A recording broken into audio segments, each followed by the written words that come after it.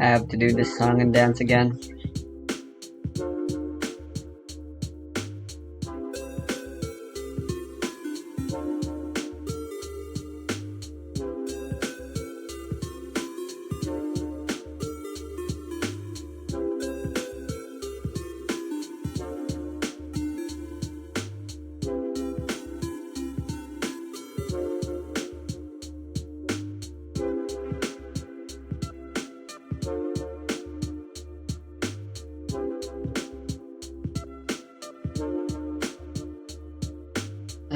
Because for some reason it got corrupted again.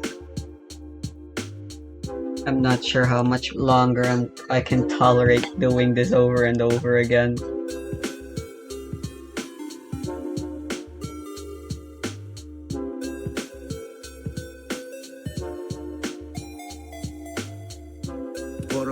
I try to teach a Swami the power of levitation, but he's too stupid to understand it, so I kick him out. Upon whom can I bestow my awesome knowledge? Maybe this is the very episode that soured me on Varric, because surely on my first watch through a decade ago I wasn't so dejected and jaded, right? But they really upped the Varric goofiness pretty hard here. I've gotten comments saying they want me to do an Airbender abridged, which never made sense to me. Airbender's a pretty tight story overall, not a lot you can really abridge there. But maybe someone could pull off a Varric pitching adventures as movies kind of spin to a YouTube series. That might work. There's the alley-oop pass. Someone take it. Oh, come on! I wasn't singing. You were not levitating, and Asami is just a friend. Thank you very much. Bosami? Aslan? This place is even more amazing than I imagined. Name's Bolin, by the way. Cora.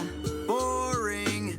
When does the singing start? I know, right? You guys ever see Rent? There's like 10 minutes of no singing in that movie, and it makes it even more unbearable than the singing part. So, the trouble begins when the Avatar is trapped in the spirit world. This really is the worst one. It's just a bunch of XD random nonsense. Not a lot to comment on. It's just silly, so probably gonna blow through this part pretty fast. They're led by Zahir, leader of the Red Lotus and master of the skies. The idea that Zahir is leading the team of villains and not Turbo Lucifer is funny, though. I'll give you that. Glad I caught you at home.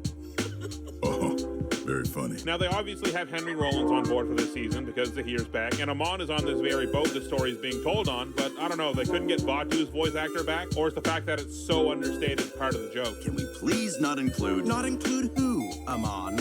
The evil Unalak, the diabolical but incredibly boring and unpopular sorcerer from the north. They've done it. The Great Divide joke, too. Honestly, the in-universe equivalent to the Ember Island players would truly be a Varric film recapping the series in a funny way. Shame that probably would have been a really expensive episode to do, so I guess we just settle for the pitch. He met a fetching airbender, the heir to a vast Earth Kingdom fortune.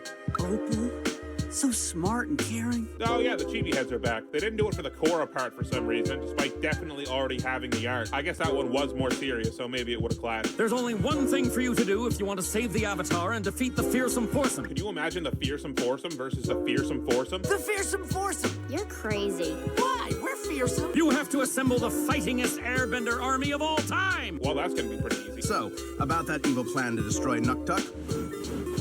Hello? Me when all of my friends go to the secret anti-overanalyzing Avatar Discord call. Oh, I've decided it's Cherry Berry after all. And she kisses Bolin, magically passing on the airbender power of flight. Okay, that part seems a little unbelievable. I think they explain it well enough, but then we fast forward to the new series and the untethering from your earthly attachments rule actually turns out to not be a rule and you can do it whenever you want, and then we have a problem. But Bolin doesn't realize that the Universal Interplanetary Combination 0 Hour... I ain't even lying. They should have called it that. The beams accidentally fly into the magic spirit doorway. They bounce off Batu, setting him free, and hit Bolin, turning him into a giant. This is what I'm saying. Anyone could have done that giant blue spirit thing. It's kind of messed up they didn't. But thankfully, Bolin's spiritual mojo is so strong that he attracts the Queen of the Fairies. This actually makes more sense than what actually happened. I can follow this better. Yeah, I mean, what do you want me to say? It's not a great episode, obviously. There's no interesting character moments. There's no cool action. They try to capture the vibe of the Ember Island players, obviously, but the humor isn't really there either. It was a necessary evil for people to keep their jobs, so I get it and I respect it, but I'm not going to call it good. Major shoutouts. If you want to see the next 2 episodes of Overanalyzing Core ahead of the YouTube releases, you can support me on Patreon for just a few bucks. The link, as always, is in the description below the video. Biggest shoutouts of all go to my top patrons, a flock of plain cakes who has the uncanny ability to always draw an ace, even in a deck that doesn't have any. A2AX Phoenix, who I saw win a fencing tournament using a candy cane shiv. Anthony Collins, who can just straight up speak to lizards, but they're all pretty annoying. Jacob Leckman, who astoundingly not only survived a direct encounter with the orbs, but also the machine. Kevin Bartlin, who is so socially intelligent, he once solved a murder mystery based on how a guy was leaning. Lewis Williams, who won a court case after defying the laws of physics. Liquor Cause I Know Her, who once won a game of bobbing for apples by coming back up with a 5-pound diamond no one knew was in there. Midnight Balsams, whose entire life was prophesized by a series of stained glass windows I found in the woods. Knights by Satire, who accidentally became darkened on their journey to enlightenment. It's not so bad though, you can hear people talk. Tater Tots, who has a magnetic personality. Literally, if they tell a joke, everything metal in a small radius hurtles towards them. And that one Turian, who used to have a sleep paralysis demon, but it gave up after meeting their normal, totally awake demon. Then of course my other fuck you money patrons, Blanco, Cameron Lowry, Gene Creed, Lane Brandon, LMT and the RMT, Matthew Lang, Potato Scream, Perform Meaning of Life, The 1AM Party, Vector, and Wickrow. And of course my god overanalyzers, Two Boots Are Beat, Ang, Alan Garvin, Andrew Watson, Ozzy Ruiz, Aropataro, Blade Dancer, Chandler Crumb, Cosmic Movie, Derek Chapman, Dr. Xerox, Dominic Sate, Emma Aaron Grace, Firelizard 44, I'm a Match, Jackson, Jeremy Rubenstein, Jimith, Jker 4215, John Warhammer, Justin Scott, Mac, Matthew Lang, Michael Fellon, Mitchell Gobrek, Nick, Nicholas Abbott, Peter Bandera, Peter Bayron, Pogger White, Rocket Mist, Ryan Maxwell, St. Charlie, Scuba, Silktoe, Smarty Marty, Princess Useless Backwards, Super Stick, That Blind Ginger, Totoro Bobo's Musical Emporium, and some sort of bear face. I don't know. Next up, Zahir of all people. Could you believe it?